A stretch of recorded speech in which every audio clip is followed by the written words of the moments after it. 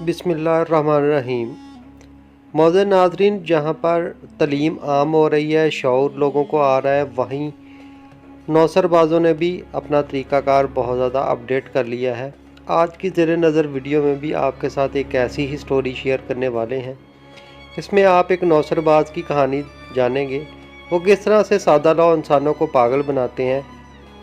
आपको भी अक्सर कभी ना कभी कोई फ़ेक कॉल ज़रूर मसूल हुई होगी, जिसमें वो आपका रिलेटिव होने का ढोंग रचा रहा होगा और आपसे किसी किस्म की हेल्प भी मांग रहा होगा, या आपको किसी और किस्म का लालच दे रहा होगा कि आपको जो है इतने पैसे मैं भेज देता हूँ, वो आप इस्तेमाल भी कर सकते हैं।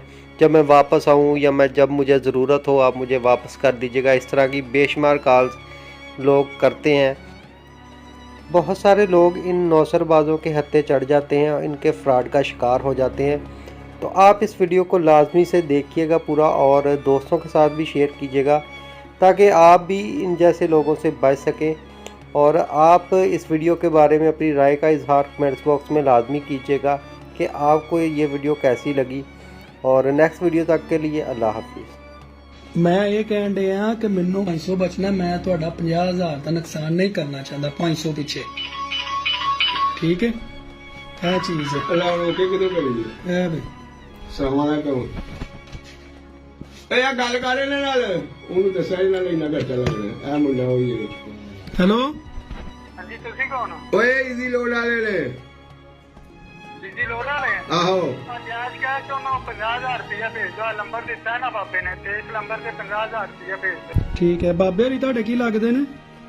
ਮਾਮੂ ਲੱਗਦੇ ਨੇ ਮੇਰੇ। ठीक है मामू ਦਾ ਕੀ ਨਾਂ ਹੈ? ਹਾਂਜੀ ਇਹ ਮਾਮੂ ਤੁਹਾਡੇ ਦਾ ਕੀ ਨਾਂ ਹੈ? ਤੇਰੇ ਕੋਲ ਖਲੋਤੇ ਤੈਨੂੰ ਨਹੀਂ ਸੁਣਾ ਪਤਾ? ਇਹ ਪੁੱਤਰ ਇੱਥੇ ਨਹੀਂ ਨਾ ਤੇਰੀ ਦਾਲ ਗੱਲ ਨਹੀਂ, ਗੱਲ ਤੇ ਇਹ ਵੇ ਸਾਰੀ ਕਿ ਦੁਕਾਨਦਾਰ ਉਹ ਗਲਤ ਕੋ ਆ ਗਏ ਨੇ, ਇੱਥੋਂ ਨਹੀਂ ਤੁਹਾਨੂੰ ਕੱਖ ਵੀ ਲੱਭਣਾ।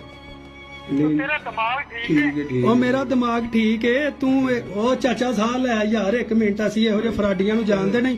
ਮਾਮੇ ਦਾ ਨਾਂ ਦੱਸ ਕੀ ਆ? ਜਨਾਬ ਉਹ ਮਾਮੂ ਦਾ ਨਾਂ ਦੱਸ ਕੀ ਹੈ ਤੇਰੇ ਦਾ? ਸ਼ਮਸੁਦੀਨ ਬੱਟ ਹੈ। ਤੇ ਮਾਮੀ ਦਾ? ਹਾਂਜੀ ਮਾਮੀ ਦਾ? ਪੂਰੇ ਖਾਨਦਾਨ ਦੀ ਹਿਸਟਰੀ ਚੱਕਣੀ ਹੈ, ਤੂੰ ਉਹਦੇ ਨਾਲ ਗੱਲ ਕਰਾ ਤਾ। ਦੇ ਵਿੱਚ ਰੋਂਦਾ ਹੀ ਹੈ। ਮੈਂ ਹੁਣ ਵੀ ਤੁਹਾਨੂੰ ਕਹਿਣ ਡਿਆ ਭਾਈ ਜਾਨ ਕਿ ਫਰਾਡ ਕਿਸੇ ਤਰ੍ਹਾਂ ਦਾ ਹੋਇਆ ਮੈਂ ਸਮਝਦਾ। ਅਸੀਂ ਤੁਹਾਨੂੰ ਬਦਲਣੇ ਜ਼ਿੰਮੇਦਾਰ ਸੀ। ਠੀਕ ਹੈ ਮੈਂ ਕਹਿਣ ਡਿਆ। ਉਹ ਮੇਰਾ ਹੈਲੋ ਮੇਰਾ ਪੂਰਾ ਹੈਲੋ ਹਾਂਜੀ ਆ ਮਾਮੂ ਨਾਲ ਗੱਲ ਕਰਾ ਯਾਰ। ਇੱਕ ਅਸੀਂ ਆ ਜਾਓਗੇ ਪੁੱਛੇ ਦੱਸ ਤੂੰ ਯਾਰ ਮਾਮੂ ਜੀ ਕੀ ਉਹ ਕਰ ਤੂੰ ਦੱਸ ਦੇ ਨਾ ਤੈਨੂੰ ਕੀ ਤਰਾ ਦੇ ਹੈ ਉਹ ਟੈਨਸ਼ਨ ਹੋਣ ਪੜਾਉਣ ਦੇ ਕੋਈ ਨਹੀਂ ਟੈਨਸ਼ਨ ਵਾਲੀ ਤੂੰ ਦੱਸ ਉਹਨੂੰ ਜੋ ਗਿਆ ਨਹੀਂ ਉਹ ਭਾਈ ਤੂੰ ਮਾਮੀ ਦਾ ਨਾਂ ਦੱਸ ਕੇ ਭਰਾ ਦਾ ਨਾਂ ਦੱਸ ਦੇ ਮੈਨੂੰ। ਫਰਾਡ ਸਮਝਣ ਦੇ ਤੁਸੀਂ ਕੀ ਤਮਾਸ਼ਾ ਲਾਇਆ ਹੈਗਾ? ਉਹ ਤੂੰ ਜੋ ਕੋਈ ਪੁੱਛਦਾ ਦੱਸ ਸੋਨੂੰ ਆਪਣੀ ਨੂੰ ਤਸੱਲਾ ਕਰਨੀ ਹੈ। ਭਾਈ ਤੂੰ ਆਪਣੀ ਮਾਮੀ ਦਾ ਨਾਂ ਦੱਸ ਦੇ ਯਾਰ, ਬਸ ਗੱਲ ਖਤਮ। ਹਾਂ ਦੱਸ ਮੈਨੂੰ ਫੋਨ ਕਰੇ। ਮਾਮੇ ਨੂੰ ਮੈਂ ਬਾਅਦ ਚ ਦੇਣਾ, ਤੂੰ ਪਹਿਲਾਂ ਮਾਮੀ ਦਾ ਨਾਂ ਤਾਂ ਦੱਸ ਛੱਡਣਾ।